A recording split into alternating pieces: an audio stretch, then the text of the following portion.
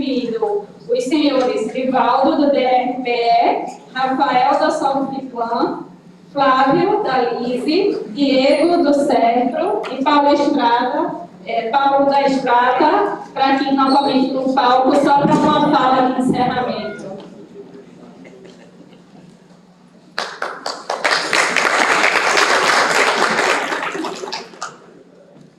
Eu não sei se vocês têm alguma pergunta para os presentes. Esse momento seria, na verdade, para a gente fazer uma única pergunta para cada um. Eles têm exatamente 3 minutinhos, tá, gente? Por pessoa, é só um tempinho ali, e Rui está preparando o sorteio, tá? Então, cada um poderia responder uma única pergunta. Eu tenho aqui algumas já separadas que me enviaram, mas aí se vocês tiverem aí, eu vou então começando com as que eu tenho, tá? Deixa eu... Cadê Rivaldo? Rivaldo? Cadê ele? Entrou? Já pronto. Só um minutinho então. Vai ser de pra cá.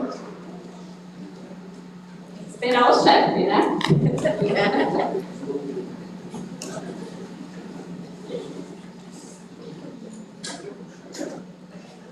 Mas essa de mãe realmente foi pau, viu? Já pensou?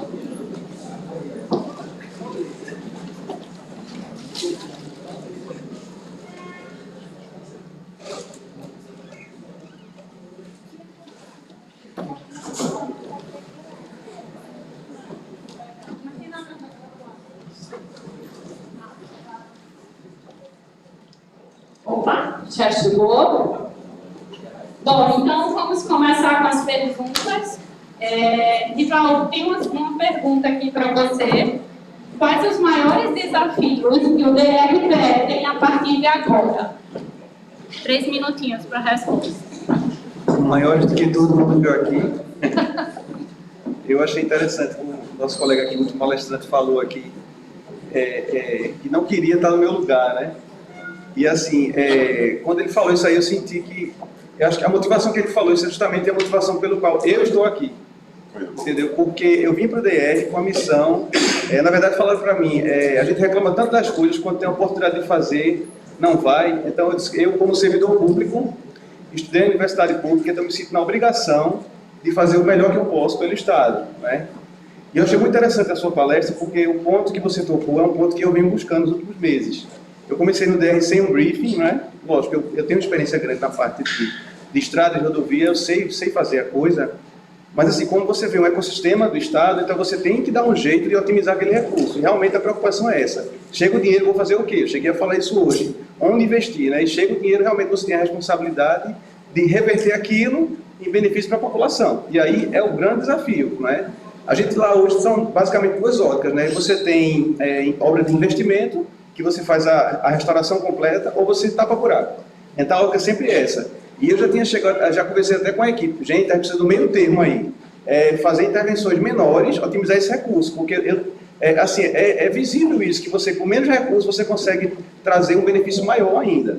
Então eu achei muito interessante o ponto, acho que a gente vai conversar bastante depois daqui, viu? Porque eu preciso encontrar esse meio termo aí, de você fazer investimentos pontuais nas estradas e dar um banho de loja, um banho de boutique, eu acho que é o caminho o melhor possível. Né? Você atende tanto politicamente o aspecto visual, não politicamente, mas falando da população. A população se convence quando vê bem feito. Né? Não adianta, por exemplo, tapar um buraco e não fazer uma pintura, uma sinalização horizontal, fazer uma roçada, isso dá uma visibilidade e traz mais segurança. Então você fazer isso aliado e realmente recuperar pontos de degradação, pontos na rodovia que você pode recuperar com muito menos recursos, isso é perfeito, é a solução perfeita. Né? Então realmente tem que se procurar um parceiro ideal para trabalhar nesse aspecto e poder fazer esse investimento da forma correta, otimizada, para ter o melhor resultado possível. Parabéns, companheiro. Parabéns. É um grande desafio. É um grande desafio. Mas é preciso ter pessoas com coragem e juventude para topar uma coisa dessa, né? Obrigado. Parabéns. Obrigado. Tem uma pergunta aqui para o Rafael. Rafael, dos vários sistemas que você apresentou, qual é o sistema mais utilizado pelos DRs? ou o módulo mais utilizado dentro do sistema? Hoje, sem dúvida, é a plataforma de gestão de contratos e execução de obras. É o carro-chefe da nossa companhia e, com certeza, também a principal porta de entrada, né, do DR na execução da obra. Então, a gente viu aqui algumas dificuldades de fazer esse caminho do meio, que o Dr. Rivaldo acabou de falar, todo esse trabalho também apresentado pelo Contígio aqui. A execução de obras, ela é o nosso carro-chefe e onde nós começamos. A partir de todo esse trabalho aqui, realmente, entra aí a gestão dos contratos de manutenção, que aí é o sistema de administração da manutenção, que é mais a gestão da execução. A partir desse planejamento que foi apresentado, nós organizamos a execução dessas atividades, da gestão dos contratos, evidenciação. Então, é por aí. Uma pergunta aqui para o doutor Flávio. Dentre os dispositivos de contenção apresentados, dada a realidade nacional, o que não pode faltar? Então, hoje no Brasil, na verdade faz já alguns anos, tem normas da BNT. A gente sabe que no Brasil essas normas não são lei, o contrário é uma lei. As normas das BNT são normas técnicas, porque todo mundo usa estas normas, DR, DENIT, concessionária. E a gente vê que nestas normas, na verdade, o que se fala é, hoje você tem que referir ao desempenho. Então, nossos projetos falam de desempenho, e nesse caso, todo o dispositivo que eu mostrei estão já entrando no Brasil. A gente tem defesa metálica ensaiada, tem barreira ensaiada, tem terminais. Eu acho que o Brasil é um dos países no mundo que eu conheço que tem mais terminais. Na norma saiu esta regra, que dependendo do seu terminal, entrada e saída, deve ser um absorvedor de energia. Hoje o Brasil tem mais terminais de vários países na Europa. Então, atenuadores já está tendo, proteção motociclista já temos a norma. Então, não consigo dizer o que não pode faltar. A gente tem que fazer segurança. Eu mostrei que a cada lugar da rodovia precisa de um determinado dispositivo.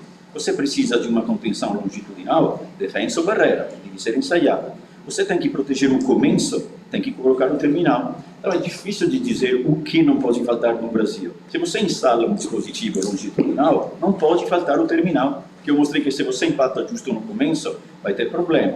Então é um conjunto de produtos, e hoje o mercado tem disponibilidade de qualquer tipo de produto desse tipo, que deve ser implantado. E temos produtos no mercado, temos regras, temos manuais, temos normas, temos tudo. Então acho que a gente já está no caminho certo. Aqui uma pergunta para o Diego. Voltado para o DRPE, qual é a solução que poderíamos ter maior retorno custo-benefício, na sua opinião?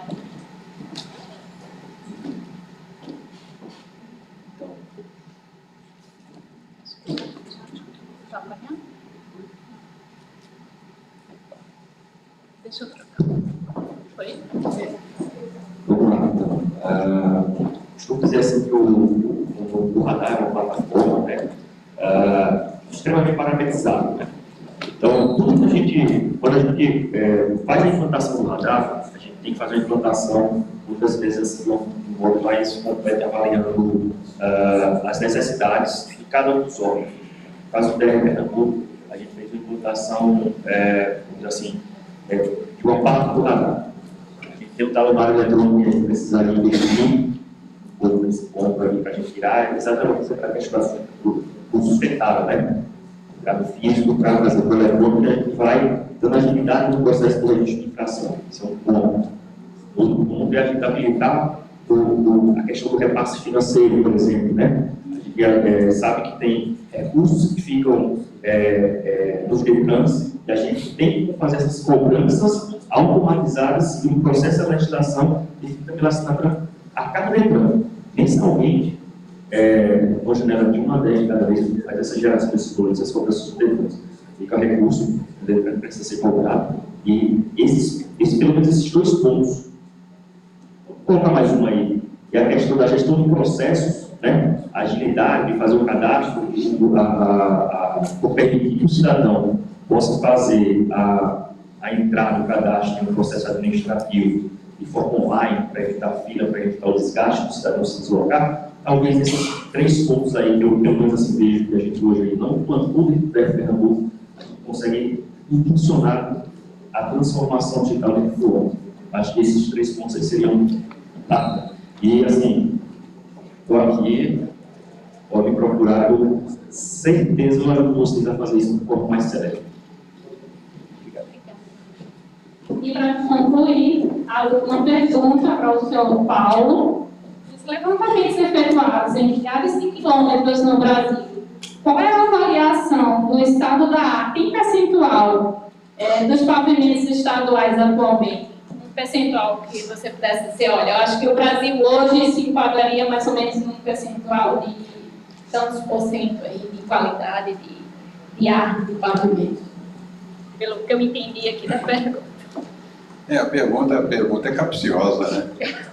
Percentual no Brasil é uma coisa difícil. Eu diria para vocês assim, olha, nós somos um país pobre. Nós somos um país pobre. Nós não temos recurso no suíço, no canadense ou no americano. Nós somos pobres.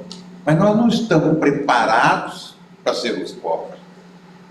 Então, quer dizer, administrar um órgão desse é uma dificuldade imensa. Eu fui do DEA de Minas 20 anos. Fui do DENIT 5 anos, é tudo difícil, né? Agora, é preciso vencer as barreiras. O Flávio acabou de falar das normas, né? Nós estamos fazendo esse trabalho do DENIT, são 8.000 quilômetros. Resistência nula, pelo contrário, elogios mesmo por estarmos aplicando uma tecnologia de ponta que não está especificada. Então, quer dizer, a partir do instante que você rompe barreiras, né, nós podemos fazer mais, porque a gaita é sempre curta. Vai ter gaita sobrando nunca. Isso aqui tem tamanho continental. Eu vi o mapa do Pernambuco hoje, aquilo ali, em termos de tamanho, é do tamanho de Portugal, mais ou menos. Minas Gerais é do tamanho da França. Então, quer dizer, é muito difícil para nós, é muito difícil. Agora, o que eu acho que tem que fazer, que o doutor Divaldo aí está com essa missão, sabe, é romper as barreiras. O doutor Zé Alta em Minas rompeu as barreiras. Ele começou a trabalhar de forma que não era seguindo as normas, que não são normas obrigatórias, não. São especificações técnicas. Você aplica para o 008 se você quiser, mas você pode ter uma coisa melhor, você pode aplicar. E eu acho que a busca de recursos vai ser infinita. Eu vejo assim alguns estados com muita gaita, muito dinheiro, mas muito. Os 2 Mato Grosso têm dinheiro demais. Goiás tem dinheiro demais, mas demais, sobrando. Lá no Mato Grosso, hoje eles estão fazendo mais no Mato Grosso de estradas implantar e restauração que o DENIT no Brasil inteiro. Algo inacreditável. E tem mais, você mete a fatura hoje, amanhã ou depois da manhã está paga. Nós são duros. Quanto melhor e mais duro for o fiscal, melhor para nós. Então, quer dizer, o percentual eu não gosto de dizer, não. Mas posso dizer que nós temos um grande percentual que está muito ruim. Mas eu acho que tem de ter essas estratégias aí, inteligentes, as equações econômicas, né? De buscar refazer aquele que custa mais barato. Em vez de você ir naquele que está péssimo, você vai gastar, sei lá, 2 milhões por quilômetro, vai no que você gasta 200, 300, recupera, depois vai recuperando o resto.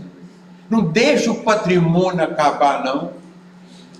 A grande missão mesmo, sabe, o presidente do DR daqui do Pernambuco, a grande missão mesmo é otimizar isso. Rapaz, para que eu vou contar onde é que está ruim demais? Eu vou gastar minha gaita toda lá. A população é muito mais bem servida em termos percentuais, e o canadense faz isso com um brilhantismo incrível, sabe? Ele vai lá e gasta pouco, mas está sempre bom. Recuperei tanto. Então, o seu governador, então, deve ser a governadora, né? Deve ser uma beleza, porque você está recuperando mesmo e está preservando o patrimônio inicial. Esse aqui é o grande... O senhor mostrou aí que tem um patrimônio aí de... 17,5 milhões. Pô, eu tinha para dar com 17 milhões? Pô, você tinha para dar com pau. Entende? Quer dizer, utiliza essa forma. Você tem uma turma boa aqui. O Pernambuco sempre se primou o DETEC de primeiro estilo. Eu lembro de Antão, eu lembro de Maia Melo, Antão da Maia Melo, eu lembro de rapaz, como é que chamava o sócio do Antão lá? O Turcão, como é que chamava o Turcão? Eram brilhantes, Mauricinho Pina, quer dizer que sempre teve técnicos muito bons, tá vendo? E eu acredito que ainda tenha. a escola rodoviária aqui é muito boa, né? Eu acho que é uma missão bacana, é uma visão um pouco diferente da nossa, mas eu acho que você vai responder a pergunta dessa moça muito mais fácil. Bom, hoje, aquele estudo que você mostrou lá, tem 40% da ruim, né? Isso. Busca uma equação econômica ali para cima, rapaz. Bote aquilo que está mais ou menos na minha tonalidade ali, bota o amarelo para verde ou para azul, bota o verde, e aí depois você vai pensando, tá? Essa aqui tem mais tráfego, essa aqui tem mais comunidade. Aí você vai pensando. Agora, é um trabalho bacana, é um xadrez, né? Acho lindo. Então, quer dizer, eu não sei responder se exato não, mas a sugestão é que é possível corrigir. Tá vendo? Tem só mais uma pergunta.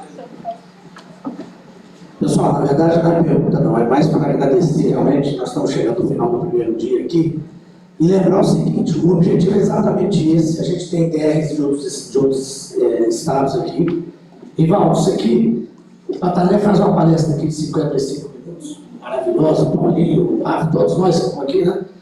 E traz um modelo, traz uma ideia do que a gente tem hoje no país, o que já está sendo aplicado em vários estados, e o que pode ter aqui em Pernambuco, pode ter em qualquer outro, assim como o que você às vezes tem aqui e um outro estado não tem, a gente não tem, essa é a ideia. E todos que estão aqui, já consultei para poder falar como falar, estão preparados e prontos para poder ir além disso aqui, que a gente possa trazer treinamentos. Então, Rival, por exemplo, ideia de Pernambuco, quer aprofundar um tema do Paraná, um tema da estrada, um tema...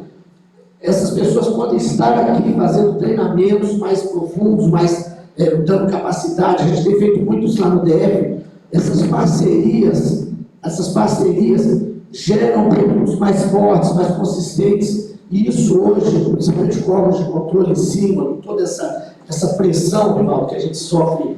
Você, inclusive, já foi de outras áreas, né? A gente tem que estar calçado, tem que estar preparado para poder fazer o melhor. Então, essa é a função da BDR, essa é a ideia, é justamente essa, a gente poder estar trazendo essas pequenas ideias, mas para poder virarem realmente projetos maiores. Então, aproveitem para a gente poder estar levando o nosso país, como falei mais cedo, no patamar um pouquinho maior, né? É isso, pessoal. Muito obrigado. Acho que esse dia de hoje foi maravilhoso. Tenho certeza que amanhã também vai ser maravilhoso e obrigado. Abraço.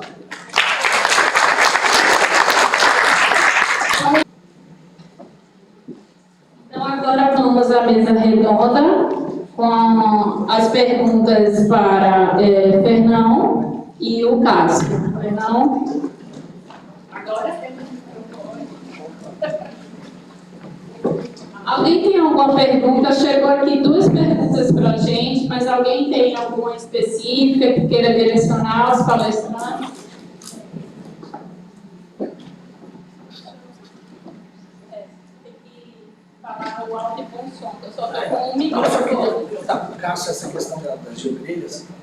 E a gente sabe que as instituições, o grande problema chama-se orçamento, chama-se como compor e como incluir isso, né, nos nossos orçamentos, nas nossas obras. Então, isso já está consolidado em tabelas, em SINAP, de maneira que possa facilitar o processo. Né? A gente fala ontem até, Cássio, Fernão, a resistência do brasileiro é enorme, porque já acontece normalmente, está funcionando, ou pode estar mais ou menos, mas está funcionando, vai indo e tal. E tem aquela resistência de conhecer coisas novas, de conhecer situações, né, que podem estar facilitando a vida dos projetos, mas às vezes esbarra nessa questão de orçamento, realmente, de composição de preço, que a gente sabe que é um problema que você põe, que esteja fora, que você não consegue colocar nos orçamentos porque não está no SINAP, programa de tabela consolidado, você fica ali meio que travado por isso. Que o Cássio falasse um pouquinho disso. Doutor, é uma pergunta bem interessante, porque assim, ó, a gente já teve a geogrelha no ciclo, e aí até era engraçado porque ele estava no ciclo de alguns estados aqui do Nordeste, lá no sul, centro-oeste, sudeste, não tinha. Só que quando lançaram o ciclo, lançaram como uma marca. E aí, a coisa de 4 anos atrás, ela saiu e a gente tem conversado com o pessoal do IBR, está desenvolvendo alguns trabalhos, pesquisas, para voltar para o ciclo. Então, acredito que o ano que vem já tem essas grelhas para pavimento. A de reforço de base já tem, alguns DRs têm, agora o de restauração do pavimento não tem, o ciclo não tem. Eu sei que o DR de São Paulo tem, o DR do Espírito Santo tem na tabela deles.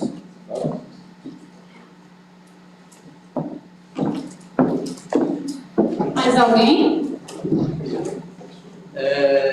Pergunta em questão de execução de obra.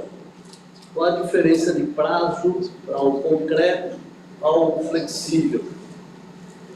Numa pista zero, nas mesmas condições e na manutenção. Qual essa diferença de prazo de execução? Olha, normalmente, o pavimento de concreto, a gente está conseguindo executar, em média, aí, uma usina está produzindo entre 900 a 800 metros cúbicos por dia, né, que a gente consegue de produtividade. Isso dá mais ou menos, em média, 600 a 700 metros. Lá no Fauzi, lá a gente teve acho que um dia específico que a gente chegou a fazer quase 1 quilômetro, né, Fauzi, de produtividade por dia. Isso no pavimento de concreto. E vai depender muito também, né, da tua usina, né, da tua máquina, do ajuste, né? Então você tem todo um trabalho que tem que ser feito, tem que ter tomado cuidado antes de começar a executar, né? Ajuste de traço, tem que ter uma pista escola, né, antes de você começar a fazer essa execução, para ter todo esse alinhamento, né, com a equipe, afinar a máquina para não ter nenhum problema e você conseguir garantir essa produtividade por dia aí nessas extensões, tá? Na obra que a gente teve a última no Paraná, também na PR-280, teve, acho que 2 ou 3 dias que a gente conseguiu mais que 1 quilômetro por dia. Isso sendo uma pista em white-top. E isso que no DF também, white-top em operação noturna. E mesmo assim a gente conseguiu com essa produtividade. Então, assim, é bem tranquilo a gente conseguir aí esses índices de produtividades aí numa implantação, sendo que em white-top, pista simples, normalmente a gente consegue também. Não sei se isso também responde a tua dúvida. Sim, pode. Desculpa aí, pessoal, o que a gente está fazendo lá, 26 quilômetros de Brasília, a gente aprendeu lá, o grande lance que a gente aprendeu, chama-se plano de ataque de obra. Porque, por mais que você consiga ter uma produtividade grande hoje, exatamente o que o Fernando falou, chegamos a fazer numa noite 800 metros de pavimento rígido, mas você tem o tempo de cura, você tem tempo de corte de junta, você tem que molhar, então você tem uma série de coisas, você vai estar com essa pista interditada por mais tempo, que normalmente você faria numa situação no flexível, é óbvio isso, né? Então, você está fazendo um pavimento que você vai ter uma durabilidade muito maior, uma vida útil muito maior, com manutenções muito menos frequentes, então você tem que ter alguma coisa negativa também, e essa questão do tempo que você leva para a pista interditada, e isso chama-se plano de ataque, chama-se programação, porque lá em Brasília a gente acabou apanhando muito, e a ideia era justamente essa, eu sempre disse isso, a gente precisava ter um piloto lá, precisava ter um projeto que pegasse do início até o fim, para a gente poder saber, aprender a fazer. E aí a gente apanhou muito nessa questão, está apanhando até hoje, não estou porque eu estou aqui, senão estava apanhando lá, que é a questão desses desvios, dessas saídas que você tem que fazer alternativas para poder vencer a fluidez do trânsito. Isso é um problema. Por isso até a questão do projeto rígido, né? Quando a gente começou a fazer lá em Brasília esse trecho dessa rodovia que é mais extenso, as pessoas, pô, esse negócio é maravilhoso, é uma espessura que a gente não está acostumado a ver e tal. Por que você não faz isso na cidade inteira? Porque não é assim, obviamente, os projetos, por isso que que é engenharia, né? Eu tenho respondido sempre isso. São projetos de engenharia, cada um vai ter a sua vantagem e a sua desvantagem em cada local indicado para aquela situação, né? Então, por isso que a gente faz o estudo de viabilidade antes, que eu acho que, acho que uma das coisas mais importantes é você ter esse estudo de viabilidade antes para poder realmente medir todos os fatores que vão te dar essa condição de mais vantajosa. Na questão da manutenção, a gente vai ter ali, é evidente, o pavimento de concreto ele não vai estar isento de manutenção. Isso é equivocado você pensar que não existe manutenção. A principal manutenção que a gente precisa sempre tomar cuidado é com as juntas, né, principalmente aquele material selante, isso aí vai ressecar, vai oxidar, então precisa ser substituída periodicamente. Normalmente tem lá fabricantes que dão garantia de 10 anos, 8 anos, então isso tem que ser observado, tem que ser monitorado.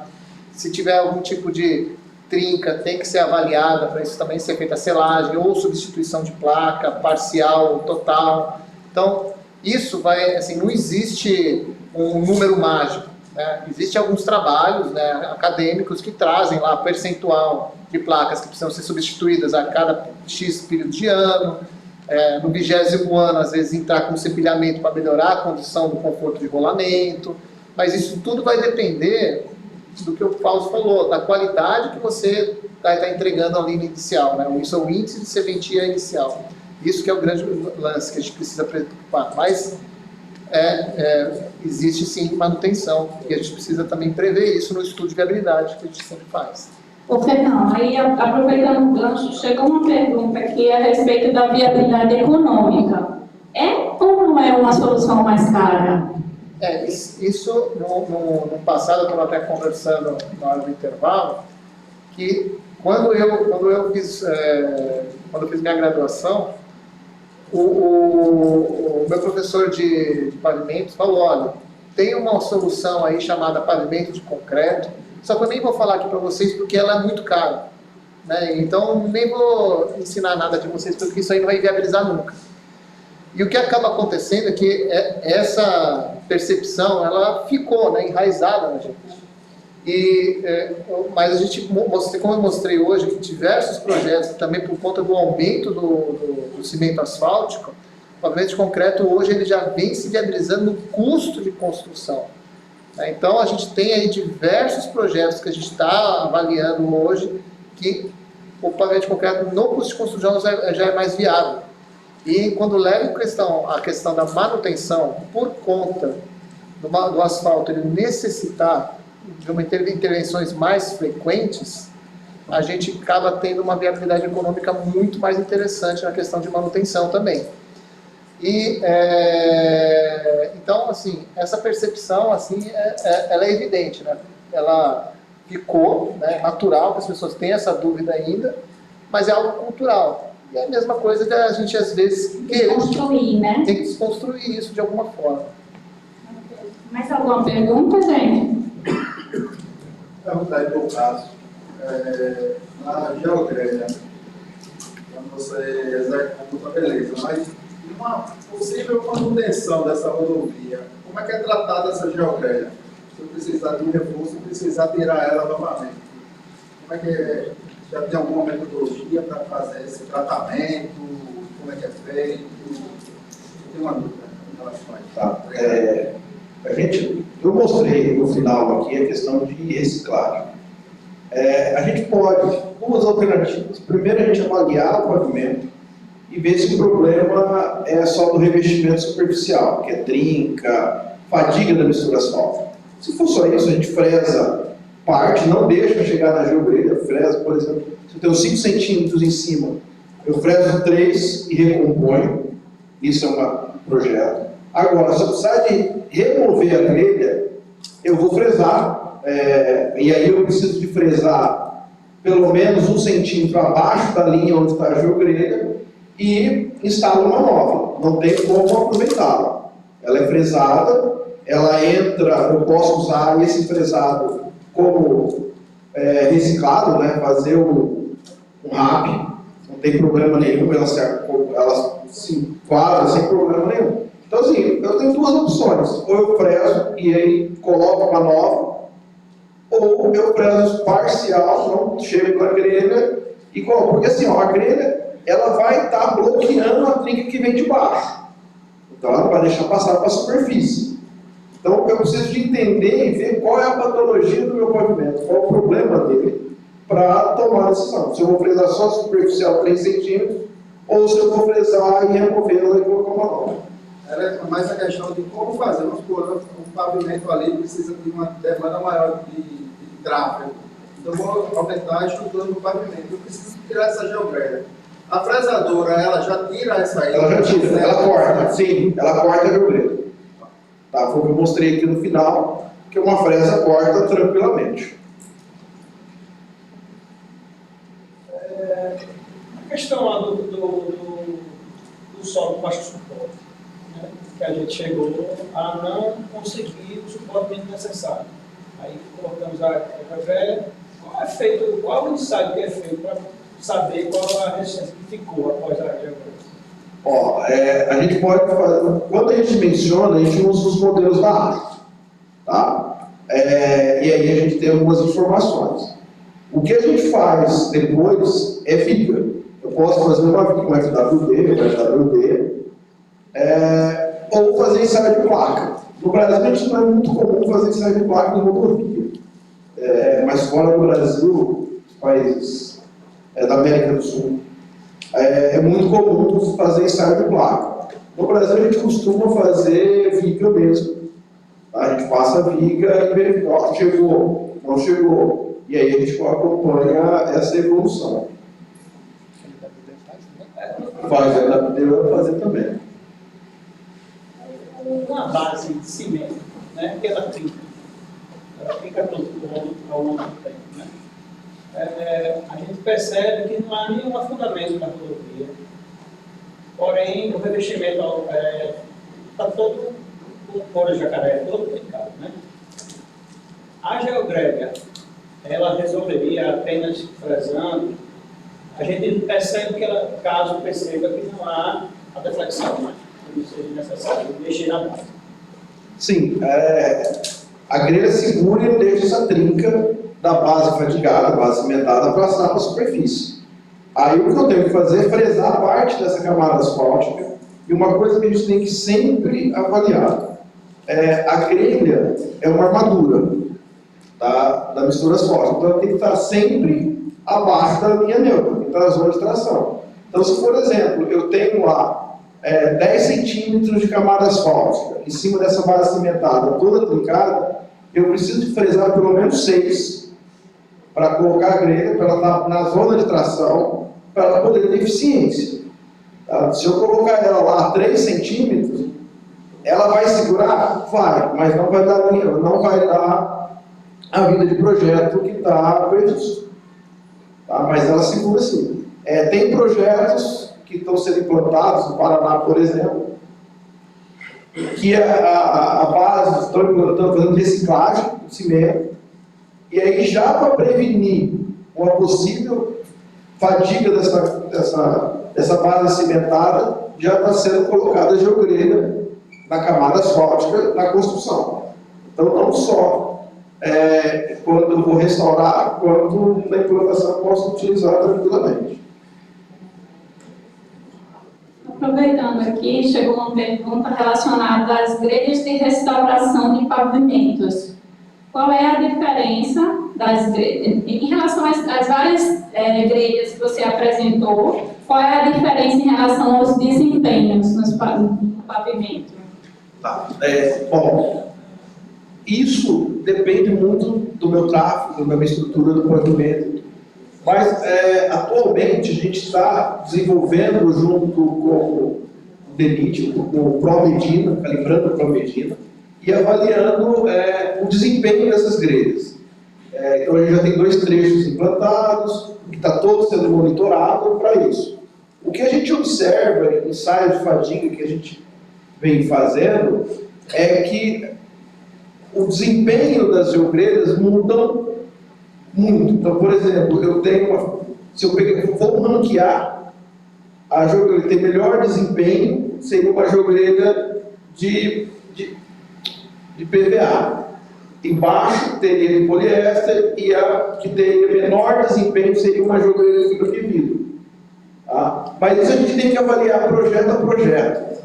Não é muito simples eu falar assim, mas eu preciso disso. Isso tem relação à espessura que eu vou colocar. Por exemplo, se eu tenho um pavimento que eu vou fresar, não é recomendado colocar uma joelheira de fibra de vidro, porque ela quebra muito.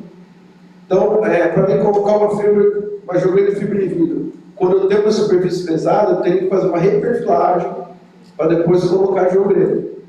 A gente vê que não acontece isso. Eu acho muito interessante o que a gente vê fora do Brasil, o que a gente vê no Brasil.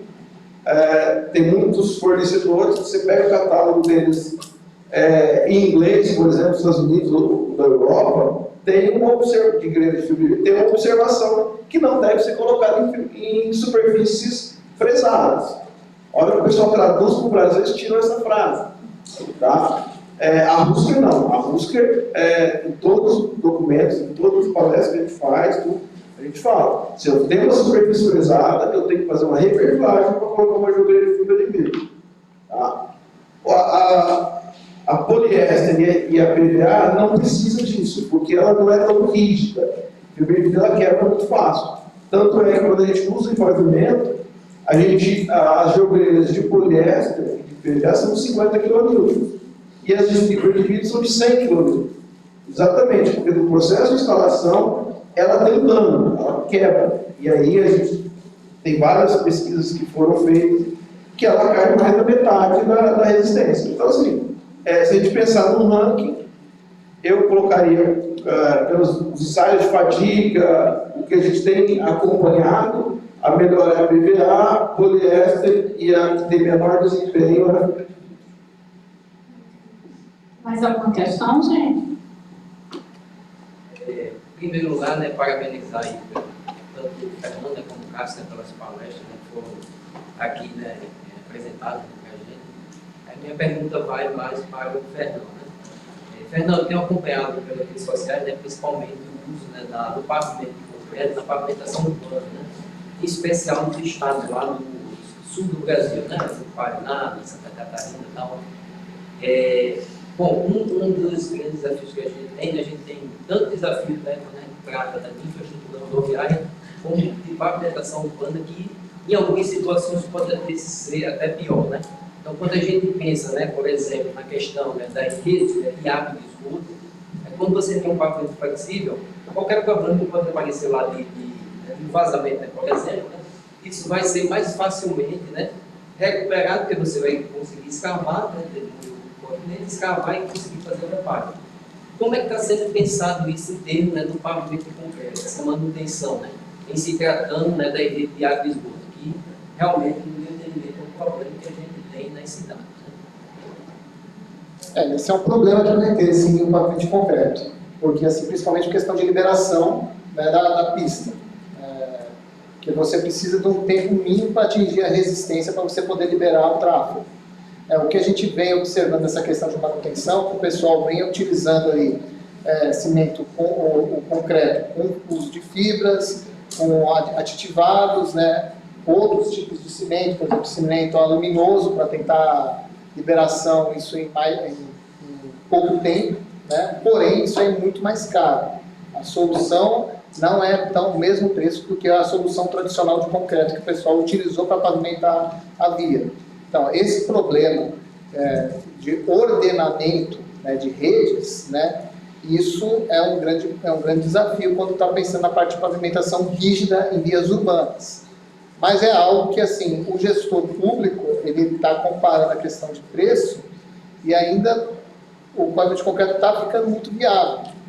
Tanto que a gente tem lá no sul do país, tem prefeito que está utilizando a questão da pavimentação e pavimento de concreto como slogan de campanha, até por conta disso, tanto que o pavimento de concreto que ele acabou fazendo na cidade.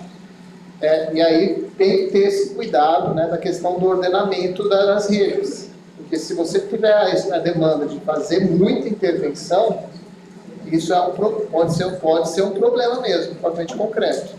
Mas é algo assim que no meio urbano, o pavimento de concreto ainda é algo muito recente. O que tem se feito bastante também é a questão de placas de tamanho otimizado. Então, você não vai ver placas no meio urbano como você vê em pavimento rodoviário. Em pavimento rodoviário você vê placas lá de 5 metros por 3,60, por exemplo. Em pavimentos urbanos o pessoal vem adotando aí placas de 1,5 metro por 1,5 metro, né, onde que se você precisar fazer uma intervenção ali mais localizada, você não vai danificar uma placa tão grande. Então você danifica placas menores.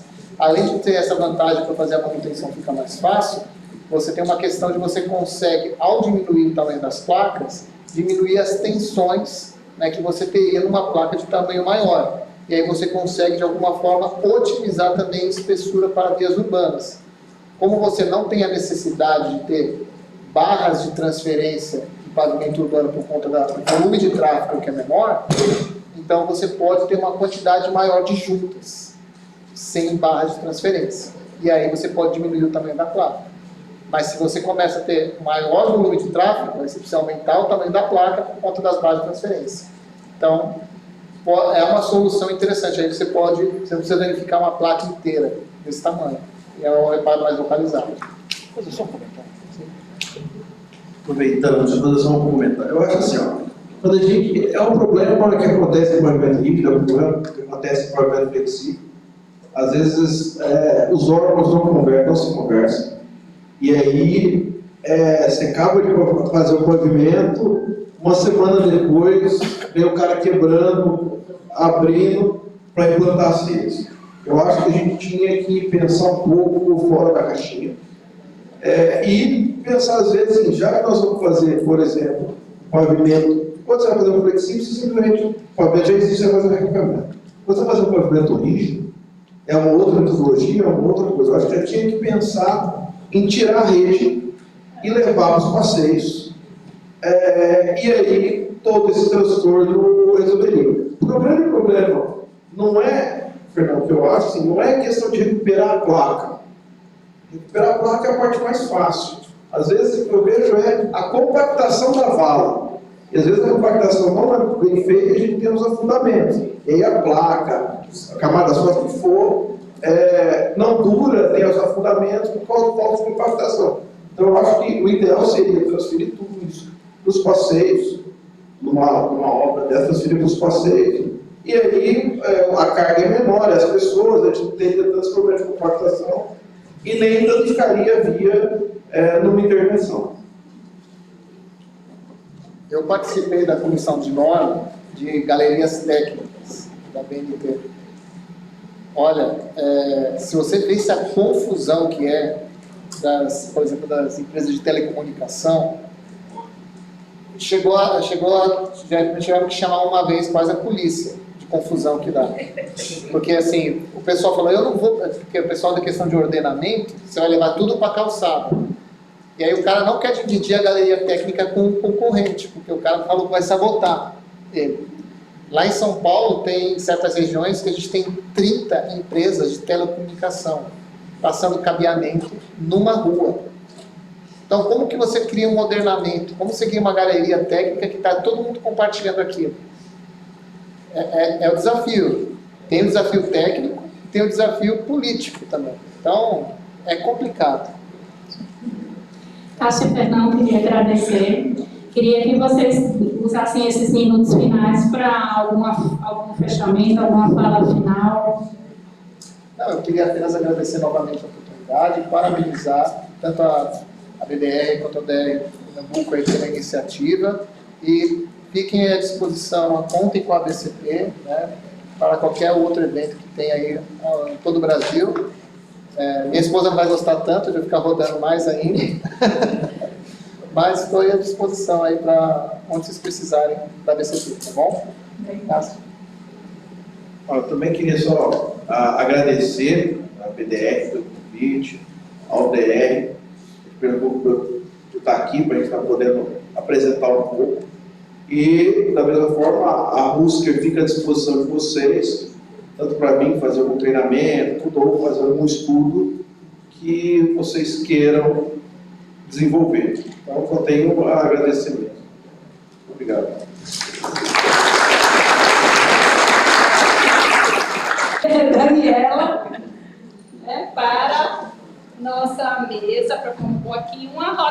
conversa nossa, tá? Onde vocês poderão fazer algumas perguntas para os palestrantes da tarde. Então, eu chamo novamente aqui ao palco o senhor Eduardo e nossa diretora Daniela.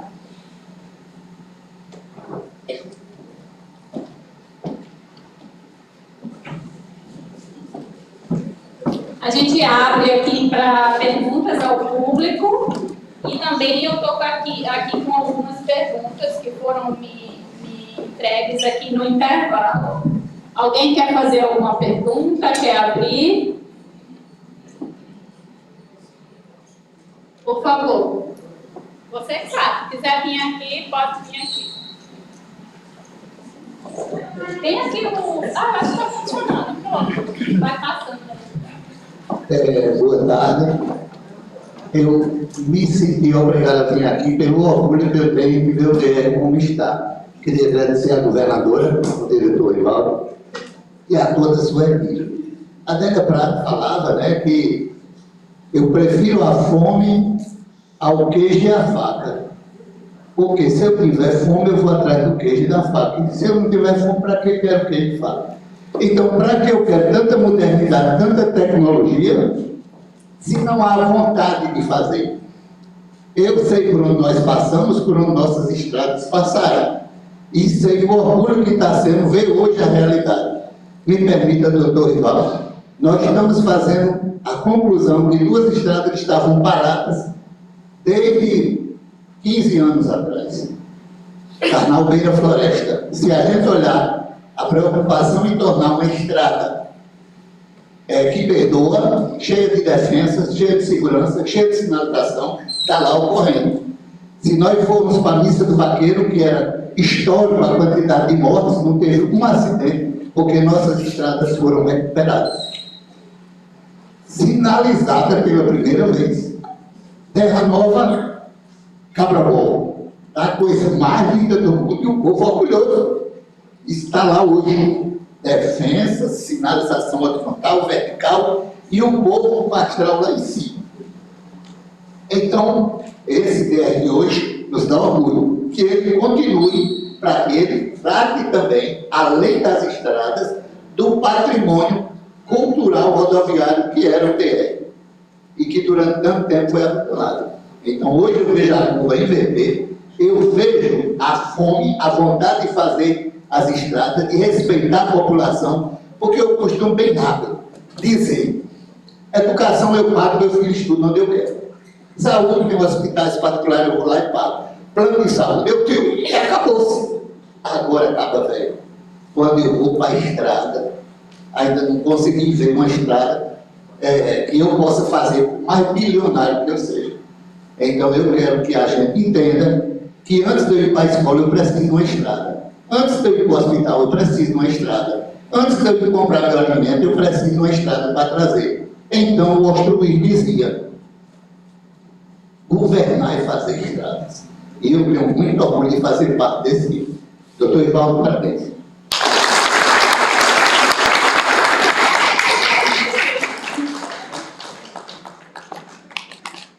Alguém tem uma pergunta? Eu posso começar com as minhas, aí, quando vocês vão perder aí a vergonha.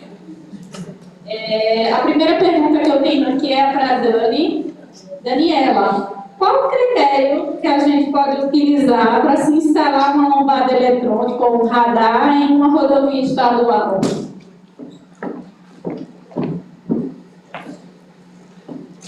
O critério, antigamente, era só norma, né? Hoje o critério é a gente conhecer a realidade daquela rodovia, né? O porquê de tanto sinistro naquela rodovia, mas ela chega nesses sinistros. Tem algumas situações que a gente vem recebendo essa informação dos distritos, mas da própria população, né?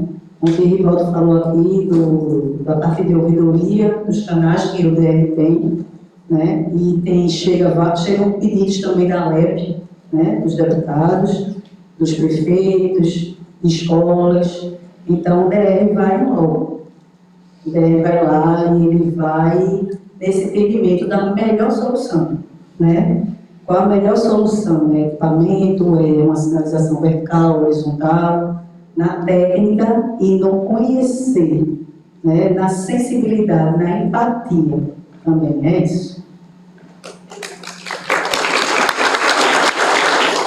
Vou fazer aqui a pergunta que chegou para o doutor Eduardo.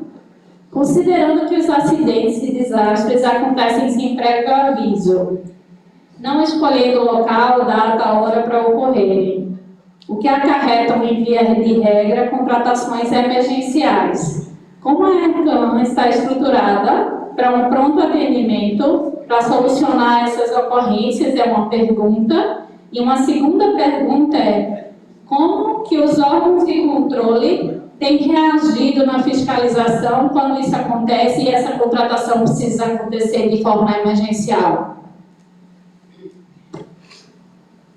Excelente pergunta. Excelente pergunta. Antes de respondê-la, eu queria provocar os senhores e senhores, e talvez a palestra mais importante foi aqui da Dana, antes de responder. É a palestra mais importante. Eu queria que vocês fizessem uma continha, já vou responder a pergunta, mas eu queria que vocês fizessem uma pergunta, uma continha, e refletissem uma velocidade de 80 km por hora, que a Dani mostrou aqui no filme, depois ela mostrou 30, 60, né, Dani? E 30, né? Isso está assim, me perturbando a cabeça. Por isso que eu quero ensinar, antes de responder a pergunta, senhoras e senhores, 80 km por hora representa 22 metros e 222 centímetros por segundo. O piscar de olhos daquela senhora ali representa mais rápido do que essa distância entre nós. Então, a palestra dela com velocidade, isso tem que ser guardado daqui para frente. Eu queria, não é para estar na sua presença, Dani, eu não estou fugindo do tema, mas eu queria isso enfatizar, sabe, a respeito de velocidade. Eu moro em São Paulo, tá? Na cidade de São Paulo, o problema de acidente de trânsito, isso que a senhora falou hoje é de suma importância, não é por estar na sua presença, não é para por estar na presença do Dr. Rivaldo e outros representantes aqui do DR, tá? Meu tema aqui foi geotecnia, mas o mais importante é isso, essa questão de segurança de trânsito, e isso é questão de saúde pública, senhoras e senhores. Então, a respeito da questão de obras emergenciais, no caso, isso que a gente faz, nós temos equipamentos, temos um parque de máquinas, temos aí um pessoal agregado, e quando nós somos contratados, normalmente isso acontece por obra emergencial. Eu vou pegar, por exemplo, o DR São Paulo. No caso da prefeitura, eu vou tomar como exemplo o DR São Paulo, mas vou separar o outro cliente nosso, que é a SEUR, que é a Secretaria, que é a Prefeitura de São Paulo, vou chamar assim, isso foi concorrência pública, nós ganhamos. No caso de obras emergenciais, que fizemos na Serra do Mar, né, na Serra Paulista, principalmente na região assim, altamente exigido por causa do turismo, nós fomos convidados a participar da emergência. O nosso departamento técnico, com a nossa equipe de topografia, rapidamente fez um levantamento, um estudo da região, identificou o problema e nós acabamos executando. E aí, com todo o aparato que vem atrás de controle tecnológico, é claro que a pergunta que reside do órgão fiscalizador a respeito de ser uma obra de emergência, tudo, no nosso, veja bem, senhoras e senhores, no caso das obras emergenciais executadas pelo mercado construtor, como são muito transparentes, muito claro o processo, não tivemos nenhum problema, nenhum agravo. Tá? Não tivemos nenhum problema, nenhum agravo. Muito pelo contrário. Eu vou ser bem honesto com você, nós tínhamos uma baita de uma pressão medonha do nosso contratante de DR de São Paulo, né? Por exemplo, a obra emergencial, nós tínhamos que fazer aí no máximo, dependendo da obra, no máximo 6 meses. Era algo assim era algo para tomar um remedinho, um veneninho para dormir. Você que está dando risada ali, você já vai começar a tomar remedinho para dormir mesmo. Era um negócio assim, baita de uma pressão. Com respeito à questão da fiscalização dos órgãos que vêm por detrás disso, não tivemos problema nenhum. Sabe? Transparente, medição, com fiscalização rigorosa. Quando eu falo fiscalização, não só por parte do órgão, mas aí o órgão em São Paulo, BR, São Paulo, por exemplo, ele tem gerenciadoras, e como são 14 divisões regionais, no nosso caso, só para entender, senhoras e senhores, aqui no DR de Pernambuco é 8 distritos, que eu entendi, né? Em São Paulo é dividido em 14 distritos, a geologia do estado de São Paulo é totalmente diversa. Essas obras que eu mostrei é Serra do Mar, né? Vamos chamar assim, escarpa, né? Por causa do movimento do supercontinente godoano, formou esse escarpado. Então, e a região da Serra do Mar de São Paulo, a parte de baixo do litoral, né? Mas a região da Serra do Mar é a região turística, né? Então, se essa iminência de haver esse tipo de deslizamento, né? Essa problema de geotecnia, há uma pressão muito grande da sociedade da região nesse sentimento do tráfico do turismo e do turista. Então, repetindo, é feito um contrato emergencial, nós fazemos orçamento, tudo, é claro que o DR aprova certinho, temos um parque de máquinas, um equipamento a contento disso. É claro que, senhoras e senhores, no meu caso, né, eu represento a empresa, nós somos construtora e, evidentemente, nós dançamos conforme a música. O que eu quero dizer com isso? Nós vamos comprando os equipamentos, vamos crescendo, vamos tocando de acordo com o contrato que nós temos, né? Isso é uma questão de receita, mas nós temos equipamento, todo um aparato técnico, controle tecnológico, tudo para dar sustentação. E, mais uma vez, a questão da fiscalização, a questão do controle e toda essa parte jurídica, no nosso caso, com total transparência, não tivemos problemas nenhum. Espero ter respondido a pergunta do meu amigo. Alguém tem mais alguma pergunta? Uma pergunta? Pode fazer.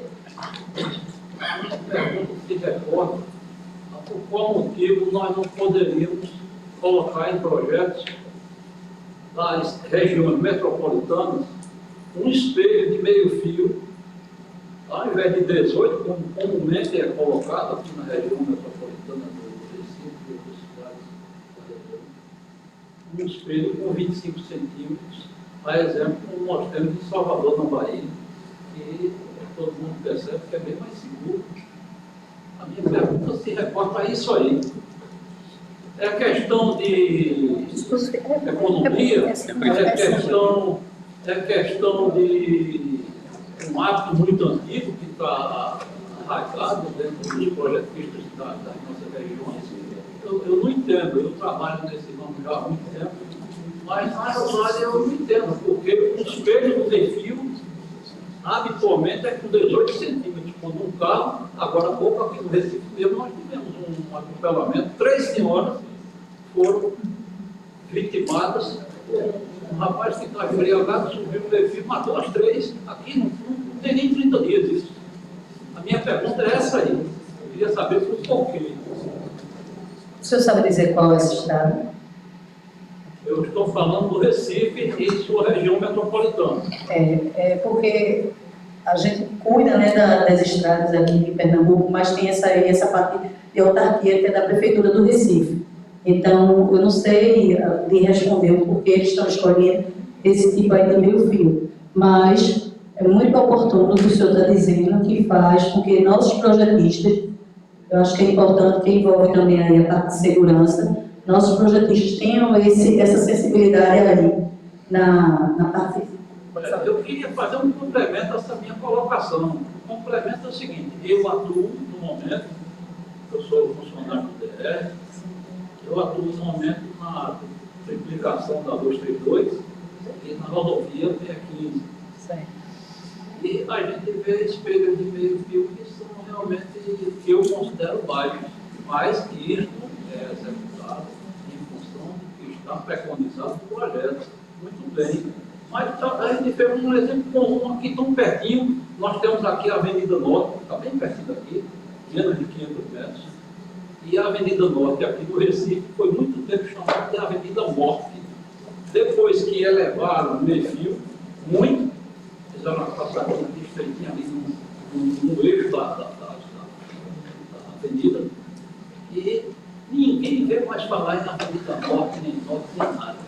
Então, não se trata exclusivamente de coisa relativa no âmbito municipal, não. Eu estou me reportando no âmbito geral, seja em qualquer região metropolitana do Brasil.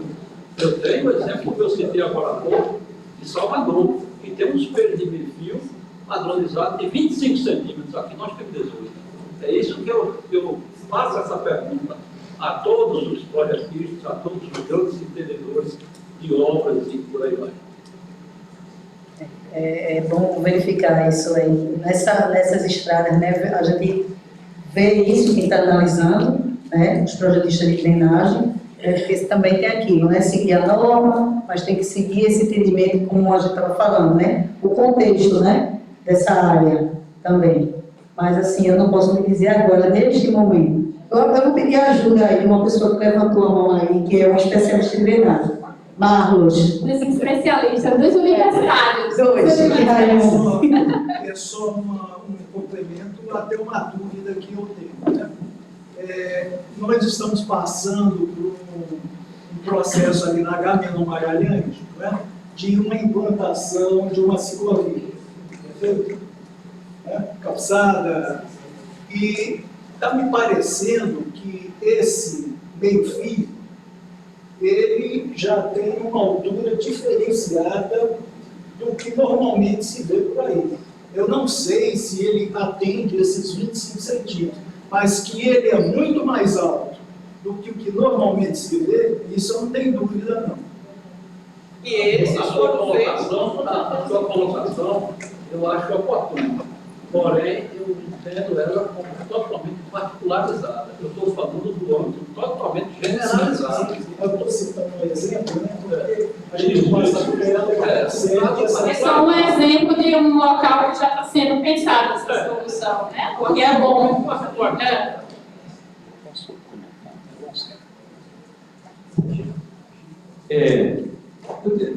Eu vou fazer um comentário aqui como engenheiro, né? E eu sempre digo que a gente está aqui no bate-papo.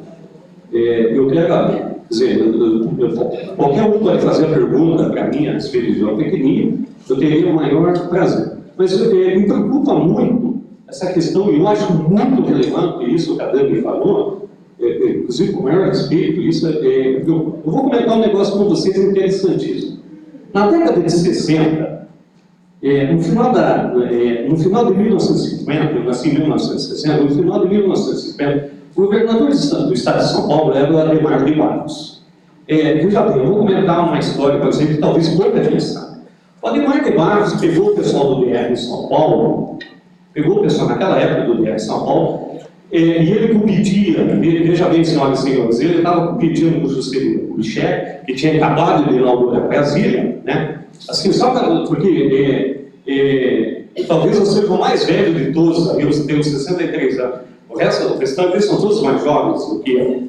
E o que aconteceu? O Ademar de Barros pegou todo o pessoal do engenharia do DR de São Paulo e mandou para os Estados Unidos e falou assim: moçada, vamos lá e vamos aprender a fazer rodovia duplicada.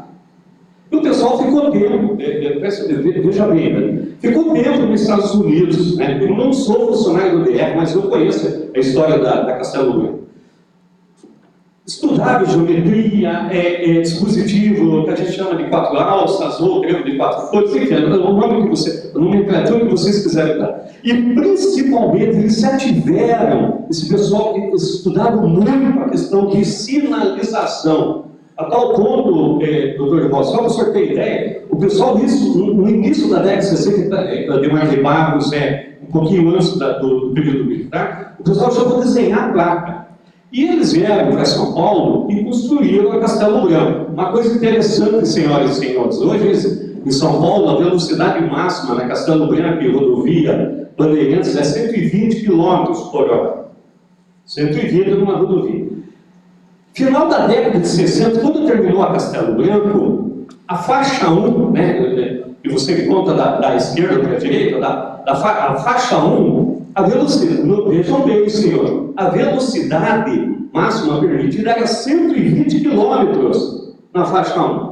Vocês vão falar assim, pô, Eduardo, não tinha veículo naquela época, meu pai talvez tivesse uma Aeroíris, alguma coisa, papapá, mas não tinha veículo para andar, e era permitido 120 quilômetros, com detalhe, senhores, só na faixa 1.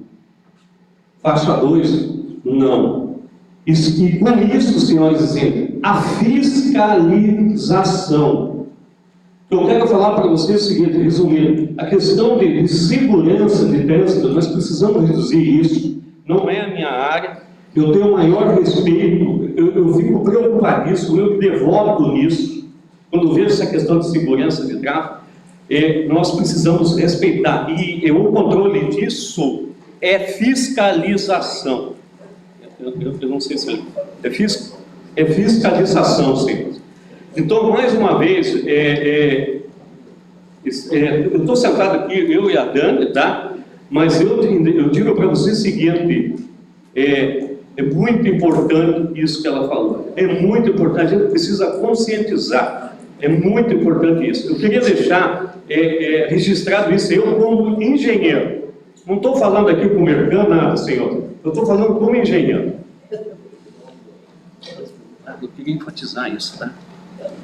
Que bom, conquistei aqui a mensagem, né? Eu acho que foi dada aí nesse sentido. Eu tenho obrigação de falar isso, né? Dani, Da importância.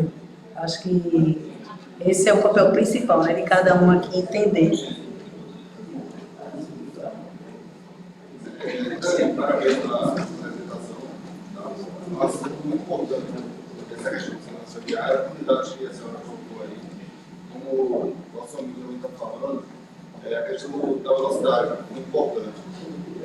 Com essa primeira década da ação, só para deixar claro, o Brasil teve, o Brasil, o mundo todo, né, reduziu em 50%. Sabe quais foram os países que conseguiram reduzir 50%? Os países que conseguiram reduzir a velocidade. Os países que reduziram, por exemplo, a França reduziu de 50 para 30 km por hora. Então, os países que conseguiram, e a questão da fiscalização é muito importante, a educação também, porque o motorista já vai para a rua já correndo.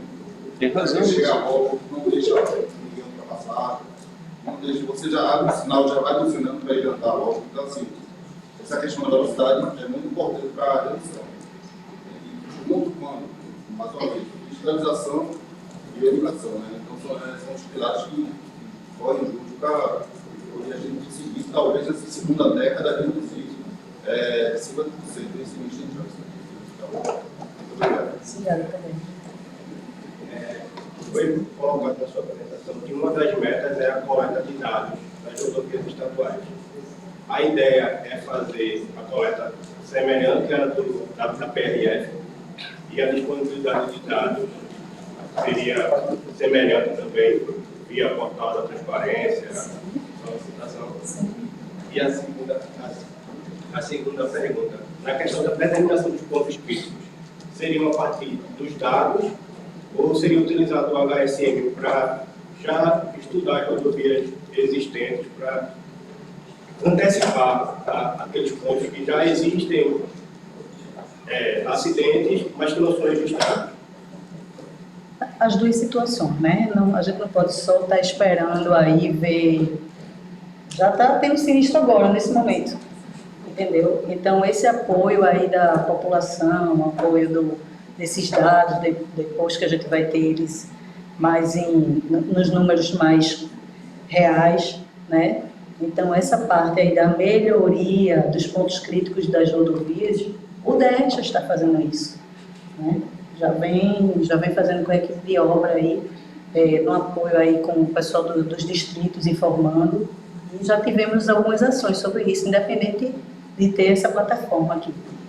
Mas, assim, a plataforma, ela vai ser, é uma plataforma importante que a gente vai ter todo o detalhamento necessário do órgão, como a população também isso não é só eu que estou dizendo, o PENATRANS, ele exige que essa informação seja disponibilizada para todas as pessoas.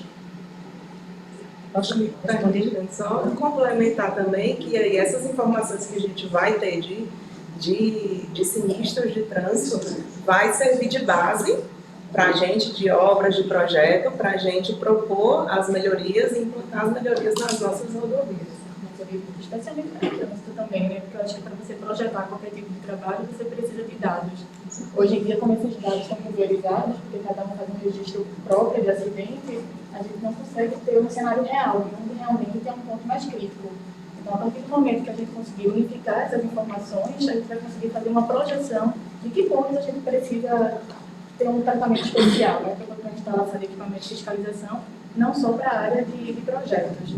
Hoje em dia, acaba que a gente atende mais a demanda realmente da população, ou dos deputados, dos vereadores, que trazem, na verdade, a demanda local, porque falta também essas informações para poder a gente fazer um trabalho e se antecipar, na verdade, a essas reclamações, né? Que geralmente quando chegam essas solicitações é porque já estão ocorrendo acidentes naqueles pontos. Daniela e Eduardo, agradeço a presença e as palestras. Queria só dar uma palavra, um tempo para vocês encerrarem com alguma palavra final que desejarem. Quero agradecer, né, a todos os presentes, né, dizer que o DR está aberto, né, não é um ponto isolado isso aqui, né, é muito bom essa sinergia aqui com todos. E vamos juntos aí diminuir aí essa quantidade de sinistros. Obrigada. Bom, eu queria agradecer em nome da Arcan a oportunidade que nós tivemos de apresentar o nosso trabalho, tá? Particularmente agradeço a acolhida calorosa, né? A segunda vez que eu estou em Recife. Olha, gente, agradeço, assim, com muita humildade, sabe, da forma que eu fui acolhido. Agradeço o convite, né, da BIDER, agradeço o Maurício, o Dr. Fauzi, o Dr. Rui, a pessoa do Dr. Valdo, os outros representantes do DR, das outras unidades federativas, e agradeço a todos vocês, né, que tiveram paciência, né, de me ouvir. Tem um sotaque diferente do sul do país, né? E agradeço a paciência de ter me ouvido e ter suportado aí o meu sotaque. Muito obrigado, gente, muito obrigado mesmo. Que Deus abençoe a todos vocês, tá? Aqueles que eu não consegui ver, um Feliz Natal, um próximo ano novo. E principalmente, senhores, eu só quero que vocês lembrem da última frase, né, do engenheiro da Hungria, que dizia o seguinte: cientistas, todo mundo que existe. Vocês, nós que somos engenheiros, criamos um mundo que nunca existiu. É isso. Muito obrigado.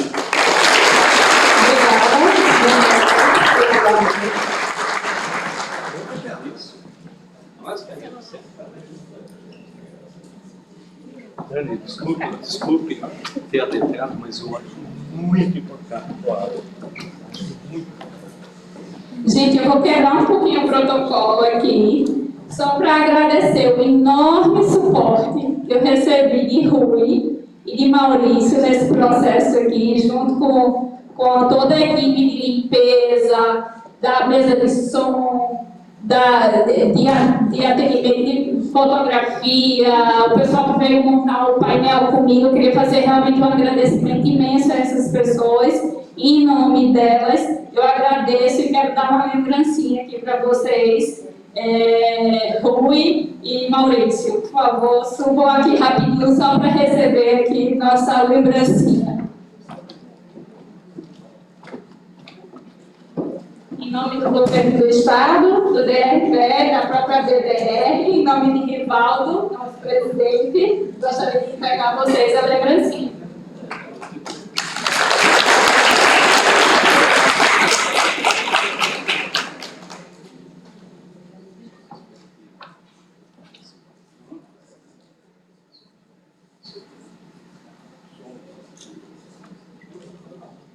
Esse workshop não aconteceria se eu não tivesse o apoio de toda a equipe aí me ajudando nesse processo. Agora, um colega quer fazer aqui um comentário semifinal.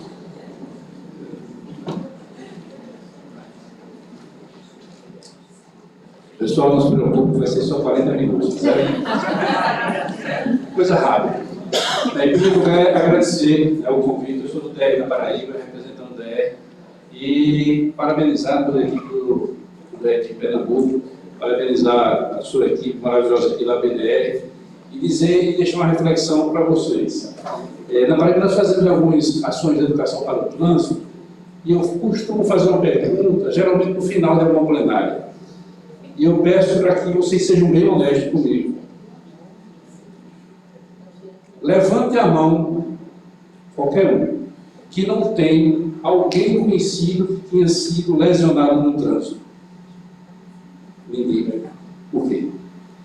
É muito mais sério do que nós imaginamos. O trânsito, ele deixa máculas e as pessoas não conseguem enxergar. E o ser humano está ficando cada vez mais seco e perdendo a humanidade. Quem de vocês não passam aqui na Agamenon ou nessas ruas, outras principais aqui, e vê acidentes de motocicletas? E diz o quê? Mais um. Não é mais uma vida, não é mais uma família, é mais um. Então a gente tem que perder essa secura que acontece no dia a dia. Por isso a importância não só da melhoria do pavimento. No nosso tripé, como o nosso colega falou ali, o segundo pilar é a fiscalização.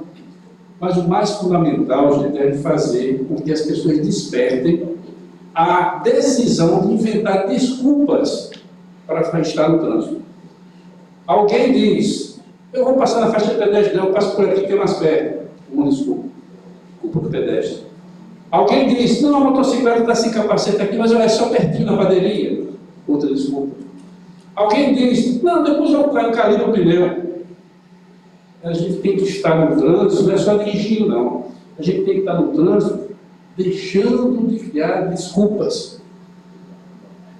Quem aqui viaja para o interior, o DR, tanto da Paraíba, como de Pernambuco, como os demais, aqui de Sergipe, tem um trabalho incrível. Lutador nas faixas de caminho. O DR tem gado, o DR tem cabrito. De vez em quando o motociclista não corre na estrada. Por quê? Porque alguém deixou a porteira aberta. Alguém não consertou a cerca. Então o trânsito não se limita a fazer uma grande obra.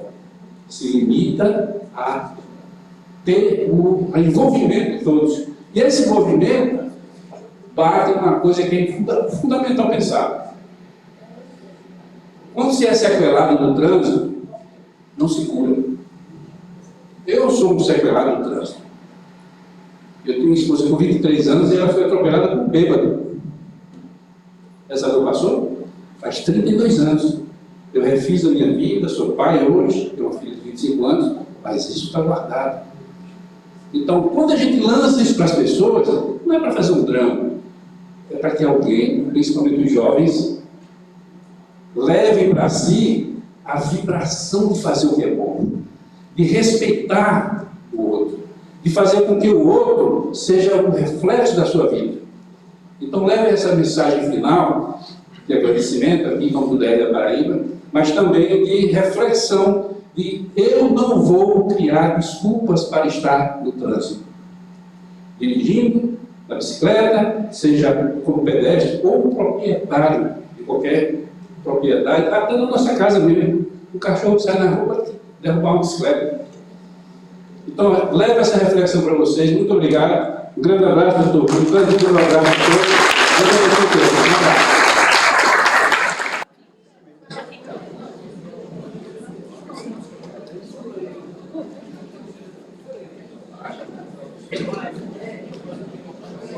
Boa tarde, pessoal.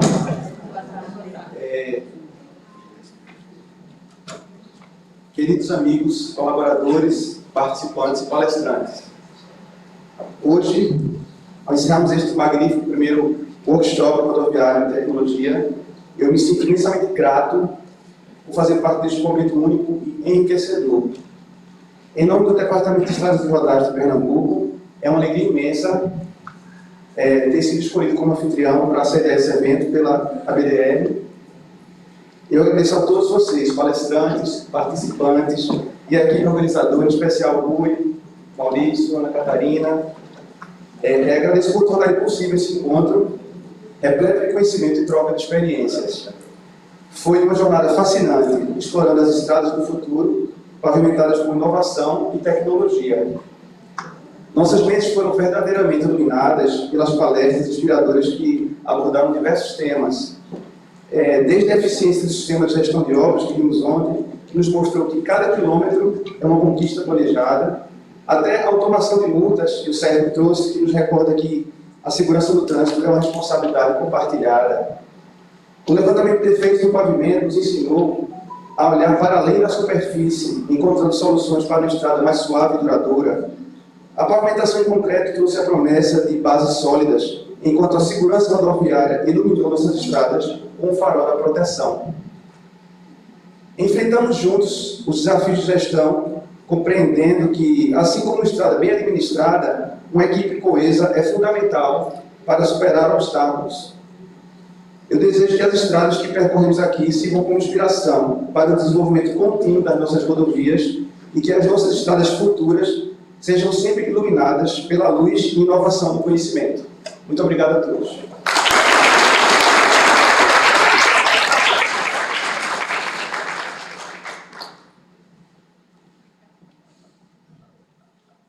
Em nome da BDR, eu quero agradecer em nome do nosso presidente, Diego Fauzi, que, por um motivo que não pôde estar nesse momento aqui, pediu que eu o representasse. Gostaria de agradecer, em nome do Rivaldo, a toda a equipe do DR de Pernambuco por essa oportunidade de termos feito esse primeiro workshop. Que não seja o primeiro, mas sim o primeiro de muitos outros. Conte com a BDR para fazermos outros eventos aqui na cidade de Recife, pela receptividade que tivemos aqui também. Gostaria também de agradecer a Ana, em nome de toda a equipe colaboradora que tivemos durante esse evento e antes do evento, né? Eu estendo isso às pessoas que estiveram ali à frente, recepcionando vocês, todos os demais que colaboraram conosco. Agradecer também aqui o Banco Central de ter disponibilizado esse auditório para que pudesse termos aqui um local tão agradável e podemos fazer esse evento nesse local. Também gostaria de informar a todos que a BDR tem vários grupos de trabalho. Então, a equipe, não somente do DR de Pernambuco, como de todos os outros associados nossos, se reúnem periodicamente através de meios virtuais e às vezes presenciais, em temas tão importantes como foi esse que foi citado aqui da segurança rodoviária. Mas nós temos também outros temas tão importantes quanto é o caso de tecnologia, que o Dr. Maurício é o coordenador desse grupo. Temos também um grupo voltado a custos rodoviários, faixa de domínio e desapropriações, na parte também de revisão de especificações e normas. Mais recentemente, estamos também com um grupo de BIM e de procuradores jurídicos. Então, são 7 grupos que nós temos e estão ativos. E se o DR de Pernambuco não está presente em um desses grupos, nós gostaríamos de sugerir que fossem indicados pelo menos um titular de suplente para participarem dessas reuniões e trocar as experiências de outros órgãos com o DR de Pernambuco.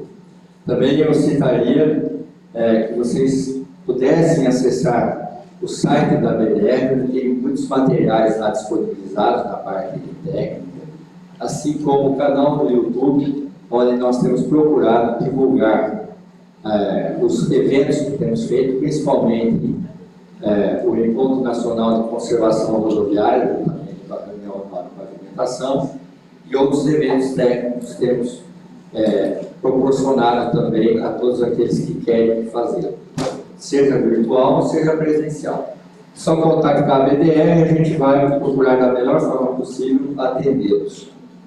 E para finalizar, eu não poderia deixar também de agradecer o Dr. Maurício, que é um companheiro nosso de longa data, secretário-geral da BDR, tem dado uma colaboração inestimável para nós.